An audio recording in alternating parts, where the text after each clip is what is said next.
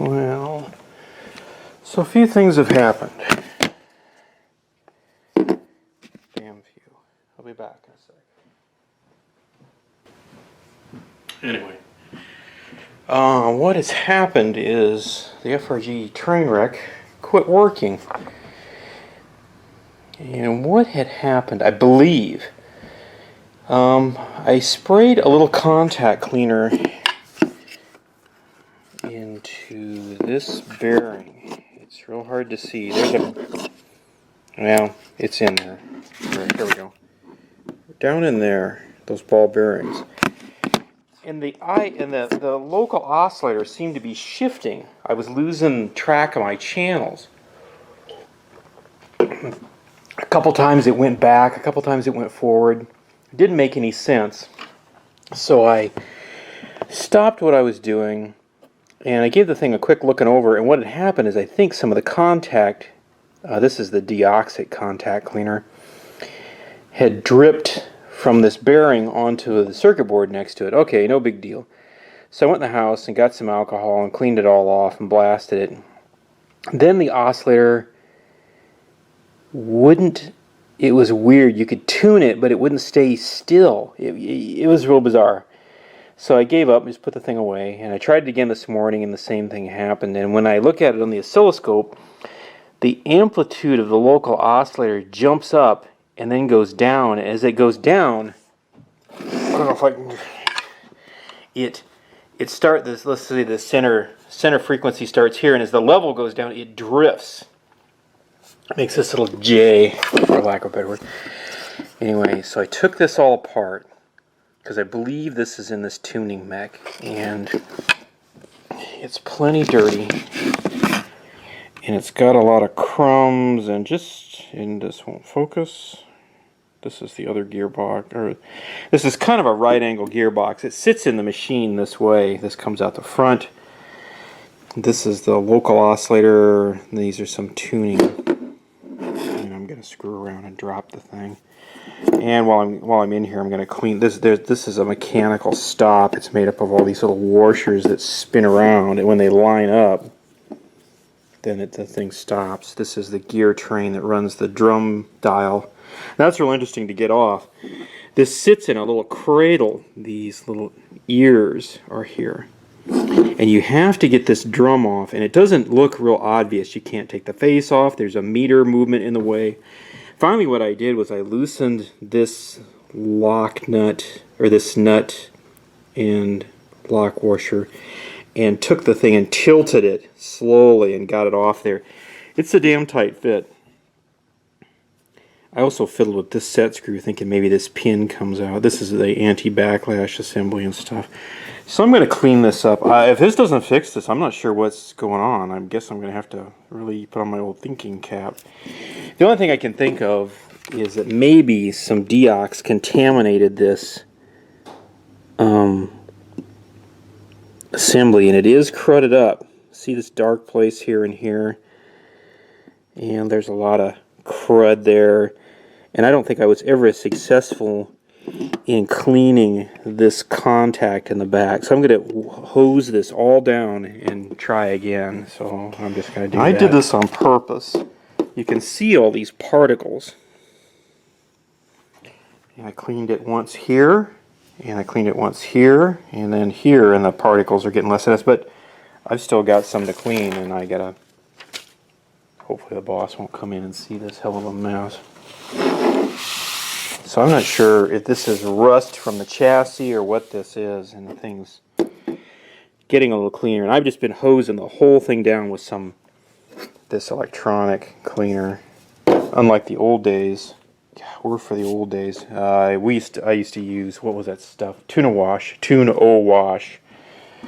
I think it was just Freon. We used to spray that stuff around. If there's a hole in the ozone layer, we may have helped it a tiny bit. We used to just splash that stuff around like it was just water, and nobody knew any better, you know. Now you can't get that stuff. So we'll clean this again, and I'm hoping that this will straighten this all up. These fittings here were brass; they're highly tarnished. This thing's in bad shape.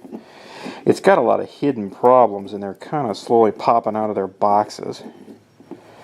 And when I get it all back together, I'll grease or lube this bearing here. See, there's even some crud there. I washed this, and there's still some crud there that I haven't gotten rid of. Okay. Please take it upstairs. Okay. $99 per month. Now, it appears to be working. The oscillator is way more stable now. Before, whenever you would tune it, it would jump up, and then it would go down, but the frequency would drift lower. And you could actually hear the thing sweep through my, I had my Grundig. Well, here, we'll try it. The local oscillator in this thing is from this, hang on a second, let me catch my breath. Okay. The local oscillator is from 3.455 down to 2.455, so it can make the 455 IF. So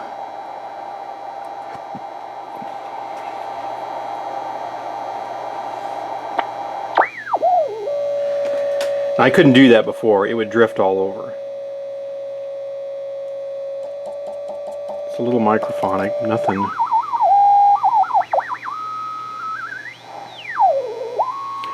We'll investigate that later, but and that's a dirty little trick, is take your other working shortwave radios, hopefully you've got one working one, and use it to listen to local IFs, or local oscillators, excuse me, I'm all spun up here. So what I've done to produce this waveform is there's a test point in here that's on a buffer, and I believe it's test point 404. It's right next to this heatsink. What is happening is crumbs from this thing, I think, got into the works of those capacitors. When I started rinsing them off, you've seen all that crud came out of there. I rinsed those off another 3 or 4 more times. And it's very nasty. So I need to get the face back on this a little bit. Huh, that's interesting. Well, is that real or? Yeah. Hang on, let me shut off some of my stadium lighting here. Before, well, it's still there a little bit. Before, yeah. Not sure what this problem is. I'll have to investigate this. This is the lock light, and don't ask me why. It goes out when it's in tune. Anyway, when you go down here clear to the end,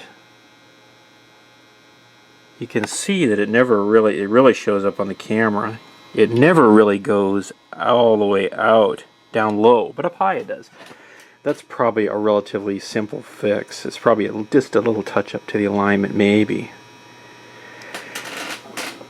So this is what the FRG looks like without its pretty face on. And it's no big deal to take that off. You take all the knobs off, and they're just set screws. Use the right screwdriver.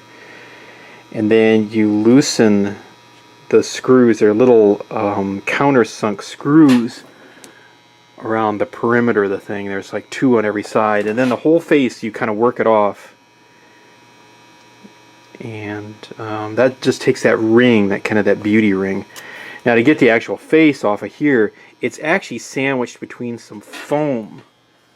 So when you take that up, that foam more than likely will rip. Mine actually stretched quite a bit before it tore in a few places. I worked a pocket knife into one corner and just slowly worked it in there. And actually I took the heat gun on a very low setting and just warmed it and kind of held it up and let it just slowly come apart on its own. And that worked pretty good.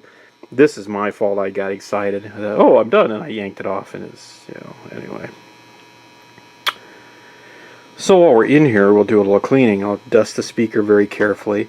Now, while you're in here, if you're working around in here, what you didn't see, and I am very sorry. I promised I would show all the nooks and crannies of this thing, or anything I did, and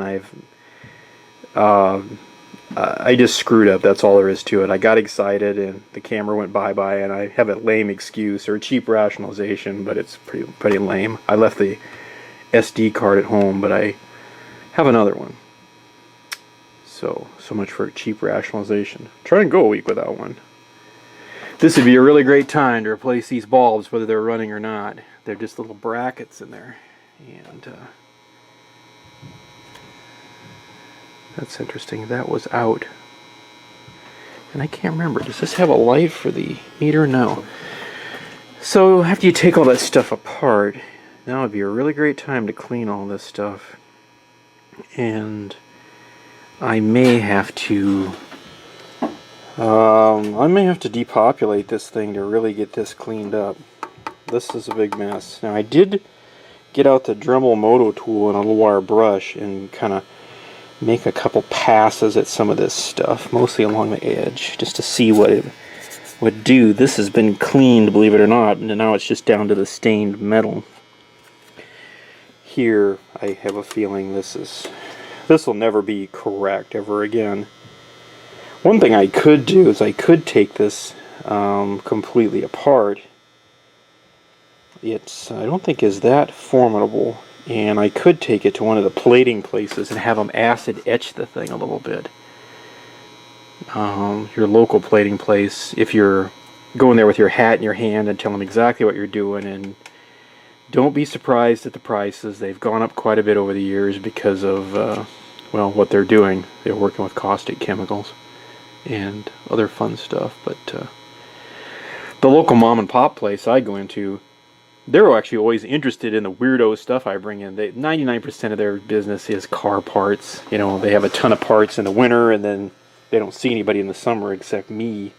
That's not true 100%, but they're always happy to see that. And I always make it a point to treat them like I'd like to be treated, like an adult, and treat them, you know, hey, this is what I'm doing. If you're interested, I can explain it, you know. Be surprised how far you can get. So to get this out, watch out for that test point. Do not let that test point get up against that metal, that heat sink there. After you take this drum out, which is rather an interesting little trinket, it kind of gets weaseled in there like that, and you gotta kind of use a tiny bit of force. Now if there's a better way to do this, I'm all up for it. Anyway, you lift it until it clears this pin, you keep lifting, and then you start rattling, and you just slowly work your way off of there. And be careful, this is painted on there or screened on there, so make sure your hands are mucho clean, and you try not to scratch that. Actually, what I did was, when I took this off, this is a little hint, I rotated this around till this blank area was over this pin. I figured I'm going to probably scratch this no matter what I do. So I figure if I scratch it in an area where it doesn't show, I'll be annoyed, but I won't cry my eyes out. So after you get that out, then you unsolder these two. There's actually 4 wires there. This is the fine tuning. And then you unsolder these two, and then underneath are 2 more little cables that they're just on the circuit board there, and you unsolder them. Now, little friendly tip, it's up to you.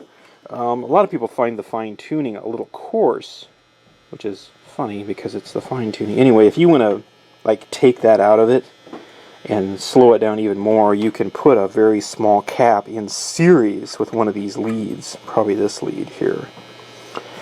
That'll drop this capacitance by how much? Probably about half.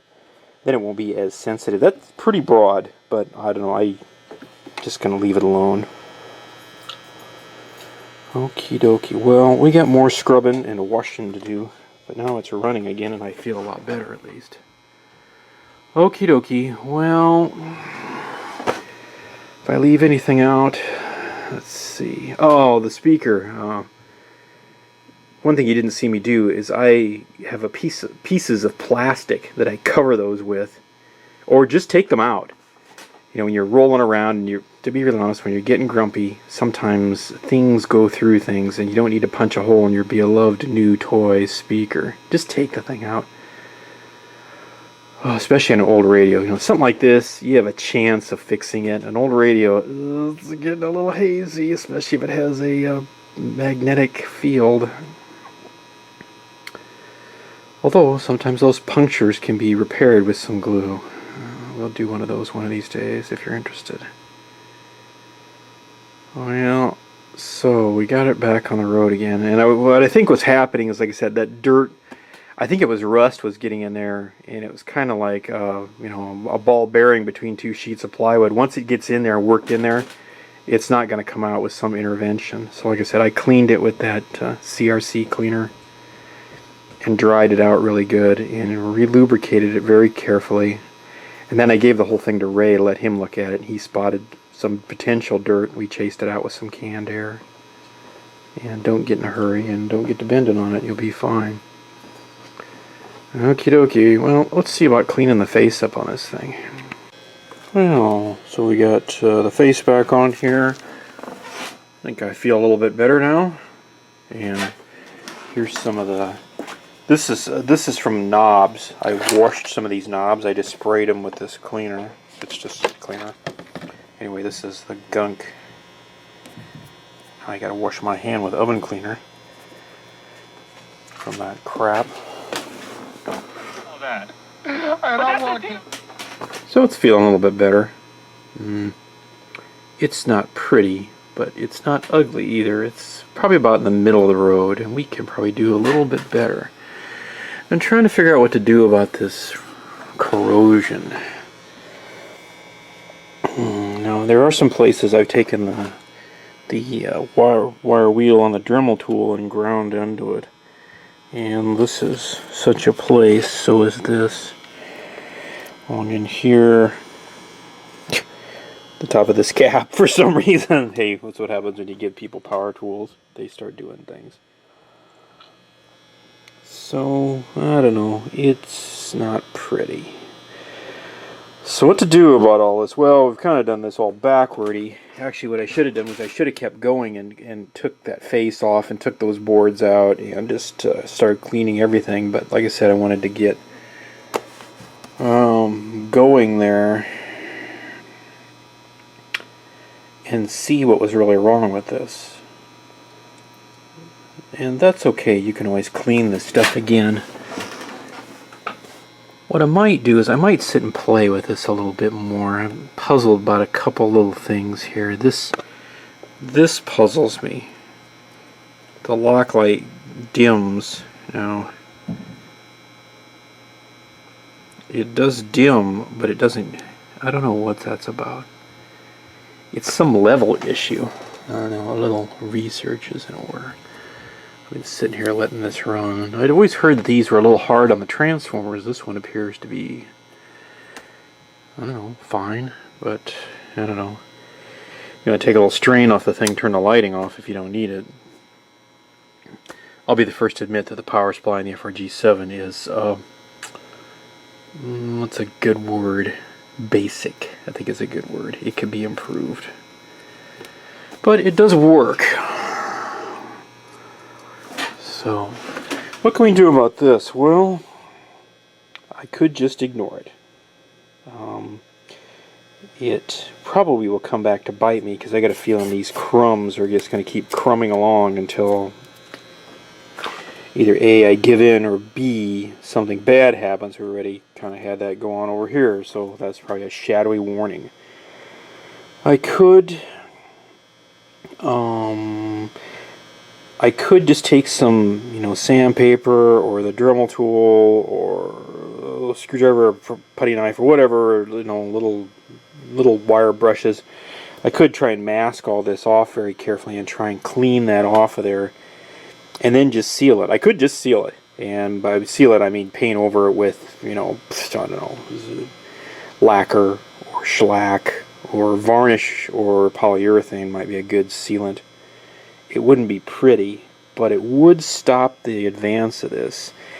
I might put a little the naval gel or the rust reversing when I say chemical compounds, I might put some in a place here and see what happens. One of the things I'm going to do is I'm going to see if I can soak this serial number off of here and get it the hell out of here. I'm going to take this guard up and see if I can clean that up. I still have plenty of work to do over here. I could take and depopulate the thing. The FRG-7, I don't believe, in my estimation, is a terribly complicated machine. It's an amazing machine, actually, for how minimalistic it seems to be. We can take this out, take the knobs off, take the face off, take the speaker out. We could take this board out. This assembly would come out, and this assembly and the power supply. And we can just peek underneath. Wrong light. Yeah, there's always something.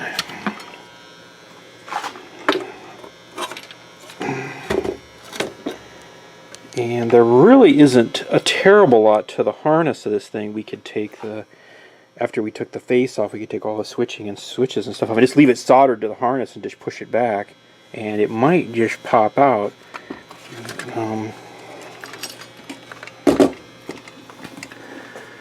Too many projects, not enough room. There really isn't a lot. You could take these boards off.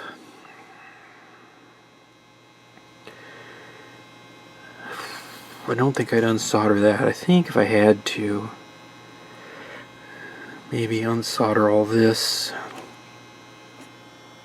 Maybe unsolder all that. This will have to come out. This is the kind of the comb generator, for lack of a better word. It's part of the Wandell loop. But all this stuff on the face could just come out. You could just take the nuts and stuff off it, whatever's securing it off the front, and push it back. This looks like it's held in with a bracket. And, I don't know. You might be able to take this stuff loose here and push it back through the holes. Not that jack, but maybe not. I don't know. Seems like a lot of darn work. Like I said, I could depopulate the thing and then take it someplace, have it acid stripped, and see if they could replate it. Like I told Ray, I said to him that if I didn't have that battery compartment in it, and I was feeling really lazy, I think I just cut a piece of sheet metal and just literally, it just kind of laminate over all that. It's kind of like laminate flooring. You just one project goes over another, and you just keep making mistakes and covering them up. I don't know. I haven't decided yet. The back actually isn't that horrible. It is a little here. And I've kind of started grinding that down. I've been kind of making some feeble jabs at some of these places. If the whole thing cleaned up like this little spot here, I'd be really in Fat City. I could mask all this off and sand it with some sandpaper by hand. It isn't that big. I don't know. I've been having fun enjoying it. A dangerous precedence. Once you start enjoying something, your chances of finishing it start to diminish exponentially. I don't know. Although it would be fun to explore more here. One of the bad things about all this too is I can't really just strip all this down and paint this chassis. That's kind of a sneaky trick. There are a lot of ground lugs and stuff here, and I'd have to strip the chassis back after I painted it. It'd be a big pain in the butt. I could get it replated if I can figure out what this plating is. It is not cadmium. It's some sort of yellow metal. I'm not sure what it is. This concerns me a little bit. I don't know what to do about that. I think I might have to unsolder all this, flip that up, and at least make an attempt by hand to clean that up. I don't know. I guess it depends. What I might do is I might get one of my other FRG-7s. Yeah, I've got more than one. Hey, you got a couple toothbrushes, don't you? The same thing. And I might compare these two very carefully. This one is a little different than mine. It has a different jack on the front. This model is, I believe, a little older. And just see how really different it is and use one of my other ones as a template. Or I could take a lot of pictures, you know. I remember years ago when we worked in the TV places, you didn't have a digital camera. You had to draw things out by hand. What a pain. Today, a few good, well-placed snaps later, and you're set. It's quite lovely. I don't know. Just thinking out loud here. The door for the battery compartment, I can paint. It's not any big deal. It might match, you know. And the case, I'm not sure what to do about. It's just dinged up. And so is this face. There's this little face frame. The actual face is in pretty good shape. I'm leaving it alone. I don't know what to do about all this. I'm just thinking out loud. Well, I'm going to stop thinking about it. And I think I'm going to do a couple things here. But I don't know. If you got some ideas, throw them out there. Let's see what other people think about all this. So we do something, we leave it, we seal it, let the good times roll. It's, like I said, it's not a museum piece, but it does run and it does work. So we got that going for us. Thanks for stopping by. Have a groovy day.